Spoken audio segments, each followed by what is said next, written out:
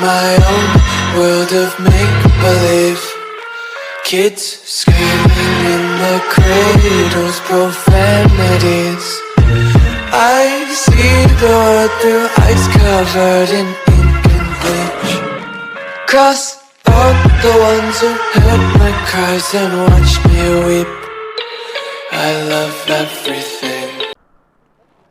नमस्कार दोस्तों, आप स्वागत है आपका इस मोटो ब्लॉग्स की नई वीडियो में। ये हमारे कुछ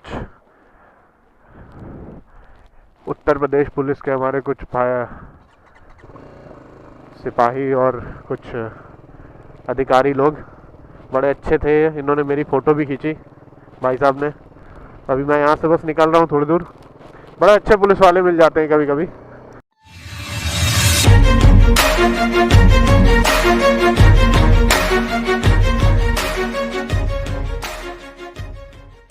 तो मैं कानपुर से दिल्ली आज BMW 310R से जा रहा हूँ और मैंने कई दिन हो गए कोई बाइक राइड करे हुए, तो मेरा मूड था कि BMW भी उठा के वहाँ ले जाने का, दिल्ली ले जाने का। तो इसीलिए मैं बाइक राइड करते हुए अपना जा रहा हूँ। अर्पित भी इसी रोड पे ही है। मैं इस टाइम पे कालपी रोड पे हूँ। कालपी रोड ये अपनी विजयनगर से जो लगी हुई रोड है, कालपी रोड जो अपने को पनकी निकालती है। तो अभी मैं इस टाइम पे पनकी पहुंचने वाला हूं थोड़ी देर में और गन फैक्ट्री के पास हूं। तो देख सकते हैं आप कि कितना सुहाना आज मौसम है, मज़ेदार। ठंड भी है और धूप भी निकली हुई है, तो परफेक्ट वेदर है बाइक राइड के लिए। तो मज़ा आएगा, मज़े करते हुए जाएंगे पूरा रास्ते में। तो 2 बजे के आसपास मैं घर से निकला था, but as you know Kanpur का ट्रैफिक इतना ख़तरनाक होता है कि आधा घंटा मुझे लग गया। इवन मतलब पेट्रोल भी फिल कराना था, तो टैंक फुल कराने में ही इतना समय लग गया कि हाफ एन आवर मेरे को लग गया स्वरूप नगर से यहाँ पे आने में। तो आप समझ सकते हो, कानपुर वाले जानते होंगे, इस चीज़ को समझ रहे होंगे कि क्या होता है कानपुर के अंदर ट्रैफिक। बाइक तो थोड़ा आसान हो जाता है, बट तब भी अब तो रेड लाइट भी फॉलो होने लगी है। तो Kanpur is under development, so that's the thing. सही है, अच्छा है, खूबसूरत हो रहा है दिन भर दिन कानपुर भी अपना। बहुत चीज़ें यहाँ पे नई खुल गई हैं, बहुत सारे कैफ़ेज़ और रेस्टोरेंट्स भी ओपन हो गए हैं। अवेलेबिलिटी हो रही है, अच्छी बात है रिसोर्सेज की। तो पहले से भी थी, खैर हमारे पास बहुत सी चीज़ें थी पहले से, बट ये कुछ चीज़ें जैसे मेट्रो और भी काफ़ी न्यू एरा की आप कह लो, जो चीज़ें हमारे साथ कभी कानपुर तक नहीं पहुंची थी वो अब पहुंचने लगी हैं। और बाकी तो कानपुर है ही एक नंबर। तो ट्रैफिक के मामले में थोड़ा बस डाउन रहता है, बाकी है तो खूबसूरत ही अपना मज़ेदार शहर है। खाने पीने के लिए बहुत अच्छा टेस्टी खाना मिलता है यहाँ पे। मज़ा आ गया। मैंने इतने दिन में अभी 5 दिन हो गए मुझे यहाँ पे रुके हुए। 5 दिन में इतना कुछ खाया कि मैं आपको बता नहीं सकता। मतलब मैंने क्या क्या नहीं खाया और कितने तरह की वैरायटीज़ में 5 दिन में। मैं वैसे ही कानपुर के खाने का बहुत बड़ा शौकीन आदमी हूँ, तो मैंने इतने वैरायटी का खाना खाया अभी 5 दिन में, और सब नॉन वेजिटेरियन। वेजिटेरियन कुछ नहीं खाया पूरे टाइम, पराठे और सब्जी को छोड़ के सुबह नाश्ते में। बाकी मैंने बिरयानी, कोफ्ते और मटन चाप और चिकन तंदूरी और चिकन झाल फरेजी और पता नहीं कौन कौन से चिकन। मम्मी ने भी मेरी घर पे इतने सारे आइटम बनाए रात के टाइम पे, दोपहर में कहीं ना कहीं कभी बिरयानी, कभी कुछ, कभी तंदूरी चिकन, कभी तसला चिकन। बड़ा अच्छा चिकन मिलता है यहाँ पे। मतलब है वो कॉन्सेप्ट वैसे असलम चिकन का ही, दिल्ली में जो जामा मस्जिद में असलम चिकन है वैसा ही कॉन्सेप्ट है, बट यहाँ का टेस्ट अपना कानपुरिया साइड का है, तो बहुत ही अच्छा है। तसले में चिकन के कुछ पीसेस, उसमें मक्खन, घी और हल्की सी ग्रेवी, मज़ेदार। और उसको आप रुमाली रोटी के साथ खाइए, मज़ा आ जाता है। तो बहुत ही अच्छा सेलिब्रेशन हुआ। खैर घर में अपना फैमिली में बहुत अच्छा सेलिब्रेशन किया हम लोगों ने, और खाया पिया घूमे, कानपुर में घूमे, कानपुर के बाहर भी घूमे। तो अब निकल रहे हैं और अभी तो बहुत ट्रैफिक मिलने वाला है गाइस, तो आपसे हाईवे पहुंच के फिर से मुलाकात होती है, आगे मिलते हैं। तो दोस्तों पहुंच गया हूं मैं अब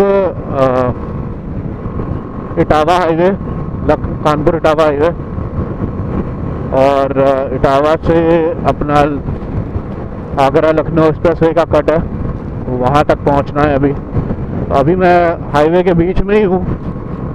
कानपुर से मैक्सिमम 80 किलोमीटर आए होंगे, हाँ अराउंड 80 किलोमीटर।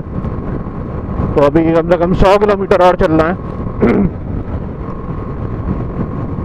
तो गाइस बड़ी मज़ा आ रही है इतने टाइम के बाद कोई और बाइक पे बाइक राइड करने की। नहीं तो मैं हमेशा डोमिनार पे ही कहीं आता जाता था, लेकिन अब यह है कि फर्स्ट टाइम ऐसा है कि मैं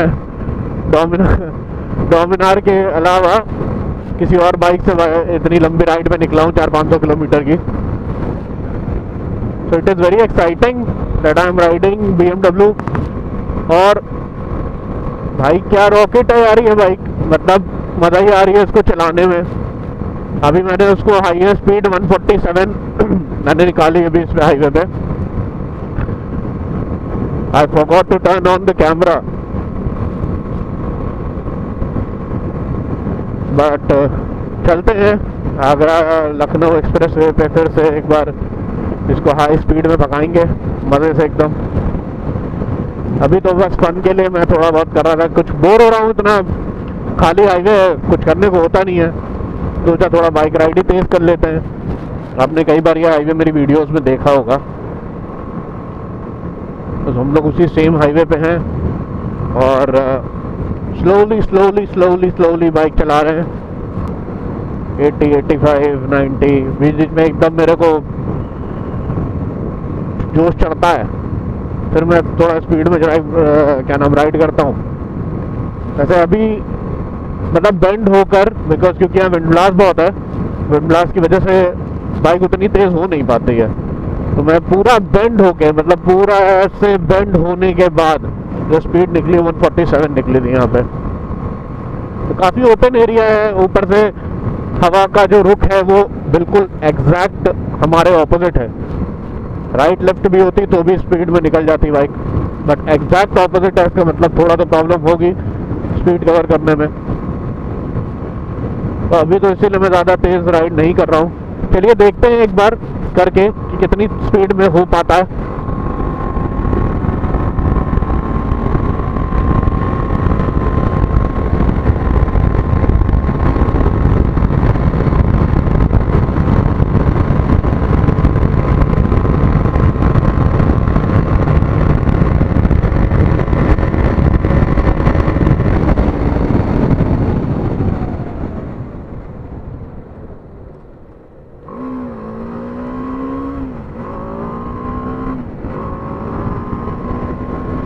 And that was 147.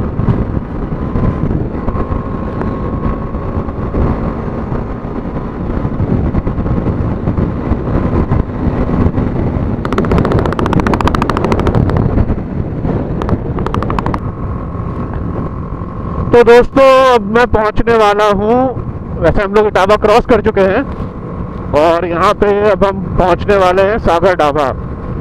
तो रोकने का कुछ प्लान बनाया है, बैठेंगे, वो सामने दिख रहा है सागर ढाबा, बहुत ही फेमस सागर ढाबा है अपने इस दिल्ली हाईवे पे। तो यहीं पे ही बैठते हैं, थोड़ी देर मज़े लेते हैं, चाय वाय पीते हैं, कुछ खाते हैं, भाई का वेट करते हैं, वो पीछे आ रहा होगा, मैं सनसनाते हुए बाइक से आगे आ गया हूँ। तो एक टाइम पे सागर ढाबा हुआ करता था, अब ये सागर ग्रैंड होटल हो गया है। You can see how grand it is right now. एक टाइम पे जब मैं पहले आया करता था तो ये सागर ढाबा था और अब ये सागर होटल है।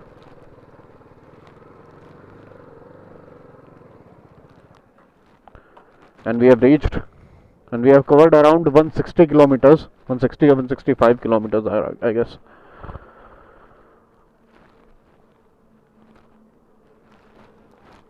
तो यहाँ पे बैठते हैं गाइस, कुछ खाते हैं। अभी देखिए कैसी लग रही है मेरी बाइक, थोड़ी गंदी लग रही होगी इस टाइम पे। बस कॉल करते हैं फिर आपसे मिलते हैं, ऑर्डर करते हैं कुछ बढ़िया सा।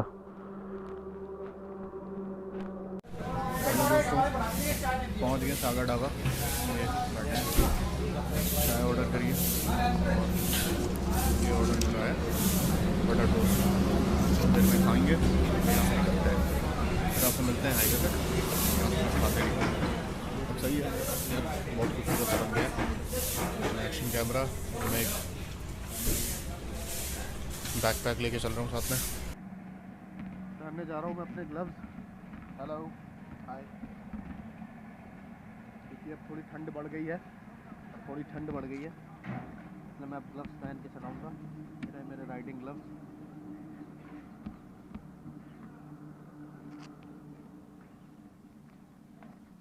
को पहनते हैं और निकलते हैं यहाँ से फटाफट।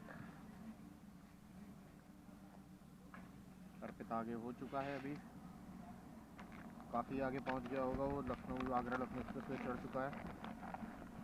फिर उसने फ़ोन पे बताया। मेरे को तो अभी 18 किलोमीटर कम से कम आगे जाना है। देख लेते हैं क्या दिखा रहा है, मैप उस हिसाब से निकलते हैं।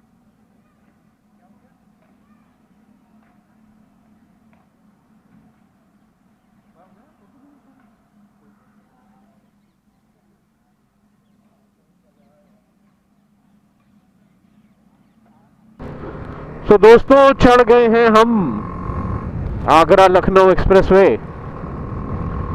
और यहाँ से शुरुआत होती है खूबसूरती की, रोडों की, अच्छी रोड्स की और ठंड की। तो गाड़ी तो नहीं रोकेंगे, पहले सोचा था यहाँ पे एक दो फोटो वोटो खींचेंगे, बट क्या ही करेंगे, अब निकलते चले जाते हैं। इस जगह पर सोचा था मैंने कि मैं अपनी बाइक की एक फ़ोटो खींचूंगा, चलो खींच ही लेते हैं यार, क्या जा रहा है। आधे घंटे में पहुंच जाएंगे। तो ये देखिए गाइस खूबसूरती, और मैं लेता हूं फ़ोटो।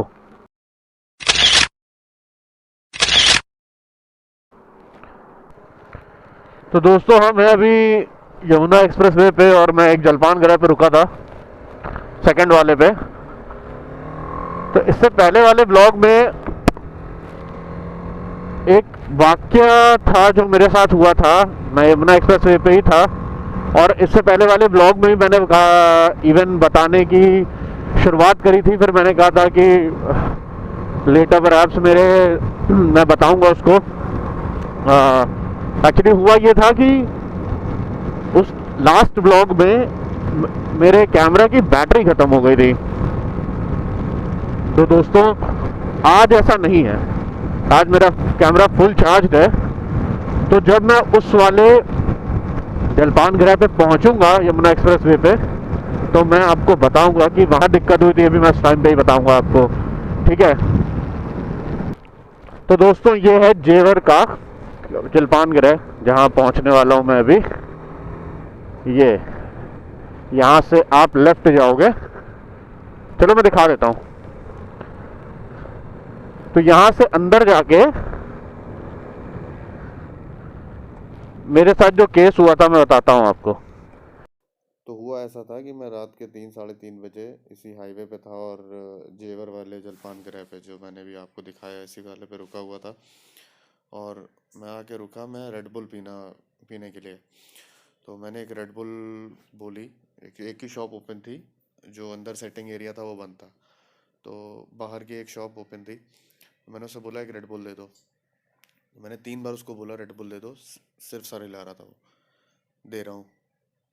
और मेरे बाइक के अलावा एक और कार थी वहाँ पे, उसमें एक ओल्ड लेडी थी। उनको वॉशरूम जाना था, तो वो एक बार वॉशरूम से लौट के आ गई थी। उतनी देर में उनके जो ड्राइवर थे या शायद उनके बेटे थे, उनको चाहिए था कुछ खाने के लिए, तो वो बोल रहे थे। अब वो भी 500 का नोट लिया और मैं भी 500 का नोट लिया। तो क्या किया उसने, देखा कि मैं बाइक से हूँ, अकेले हूँ और ये कार से है, पूरी फैमिली है, तो क्या किया उन्होंने, उसके 500 का नोट लिया, मेरे को कहा, मेरे उनको लेके खाने का जो भी आइटम उन्होंने मांगा वो उनको दे दिया। और मेरे को कहता टूटे नहीं है, आप रुकिए 1 मिनट। तो बगल में जो भाई साहब थे उन्होंने मेरे को देखा और वो आगे बढ़ गए। तो मैंने 3-4 बार बोला उसे, मैंने भैया रेड बुल दे दो, मैं ऑनलाइन पेमेंट कर देता हूँ। तो बोला कि फ़ोन पे नहीं चल रहा है, बल्कि स्कैनर लगा हुआ था, कह रहा फ़ोन पे नहीं चल रहा है। तो उतनी देर में क्या किया इसने कि ये जो भैया भाई साहब थे, ये भाई साहब बैठे गाड़ी की तरफ जाने लगे। तो उसने क्या किया, एक फ़ोन उठाया, फ़ोन किया, और थोड़ी दूर पे एक ऑटो खड़ा हुआ था। उस ऑटो में 2 लोग सो रहे थे। तो उस ऑटो में वो जो दोनों लोग सो रहे थे वो दोनों उठे। वो थोड़ी डिस्टेंस पे था और मैंने देखा कि वो दोनों उठ गए। वो बाहर निकले, वो 2 लोग बाहर निकले। मैंने इससे फिर से बोला, मैंने कहा भाई दे दो मुझे रेड बुल यार, वरना मैं जाऊं। तो इसने रेड बुल निकाल के तो दे दी, मैं खड़ा होके पीने लगा। तो एक बंदा मेरे लेफ्ट में आके खड़ा हो गया एक पिलर के पास, और दूसरा राइट साइड में आके ऐसे ही घूमने लगा, राइट लेफ्ट करके। और वेट कर रहे थे ये लोग कि कार के निकलने का। तो वो बूढ़ी जो लेडी थी वो आके बैठी कार में, और कार स्टार्ट हुई। तो जैसे ही कार स्टार्ट हुई, शायद उनको दोबारा से वॉशरूम जाना था। तो क्या हुआ, भैया ने दोबारा शायद गाड़ी रोकी। तो गाड़ी जैसे ही दोबारा रुकी, तो ये पीछे जो बंदा शॉपकीपर था, इतनी देर में मेरे आगे पीछे घूम रहा था। वो शॉप से निकल आया था और मेरे आसपास घूम रहा था। और ये तीनों इस फिराक में थे कि ये जैसे ही निकले, ये मेरा सामान वामान छीने, मेरे को लूटें। तो क्या हुआ, वो भैया ने दोबारा गाड़ी रोक दी। अब जैसे गाड़ी रोक दी तो भैया बाहर आ गए, उनकी माता जी फिर से उतरी, वो वॉशरूम चली गई। तो भैया मेरे पास आए, वो भाई मेरे पास आए, और ये तीनों ने देखा कि गाड़ी तो दोबारा रुक गई है और इतनी देर में मेरी रेड बुल ख़त्म हो गई है। तो मैंने अपनी रेड बुल फेंकी। फिर वो भैया मेरे पास आए और वो आके मेरे से पूछते हैं कि ये तीनों लोग आपके ऊपर ऐसे देख क्यों रहे हैं इतनी देर से, आपको कुछ करने वाले हैं, आप यहाँ से निकल जाइए। तो मैंने उनको तुरंत रिप्लाई दिया, मैंने कहा भाई साहब आप सही कह रहे हैं, क्योंकि मैं समझ रहा था, मैं इनको तीनों के हाव भाव समझ रहा था। मैं इसीलिए अपनी गाड़ी पे आके बैठ गया हूँ, मैं बैठ के रेड बुल पी रहा हूँ। मैं उस टाइम पे अपनी बाइक पे बैठ के रेड बुल पी रहा था कि जैसे इनकी कार निकलती है, मैं तुरंत जितनी भी रेड बुल है उसको अपने बैग में रखूँ और तुरंत बाइक लेके निकलूँ। तो भाई साहब ने क्या किया था, जब उसने आपको 500 के टूटे ने दिए, मैं तभी समझ गया था, मैं आपसे बोलना चाह रहा था। वो बंदा जो कार से था वो मेरे से बोलना चाह रहा था कि मैं आपको क्या नाम है, अगर टूटे चाहिए हो तो मेरे से ले लीजिए, नहीं तो यहाँ से अकेले मत रुकिए, आप निकल जाइए। तो ऐसे भी लोग हैं। तो that was the whole story, कि मतलब मैं और वो जो दूसरे भाई साहब थे जिनकी माता जी को वॉशरूम जाना था, उनको तक समझ में आ गया था क्या होने वाला है। तो दोस्तों ये जो जलपान गृह है ये जेवर में है, और ये दिल्ली, ये गाज़ियाबाद वाले कट के पहले वाला जलपान गृह है। तो कभी भी आप रात में अकेले यमुना एक्सप्रेसवे पे हो तो इस वाले जलपान गृह पे कभी भी रात में अकेले मत रुके। तो तो गाइस यहाँ सफ़र खत्म होता है अपना, यहाँ सफ़र खत्म होता है अपना। Thank you, visit again. पुनः आगमन प्रार्थनीय है। यमुना एक्सप्रेस वे क्रॉस कर गए हम लोग। Bye bye.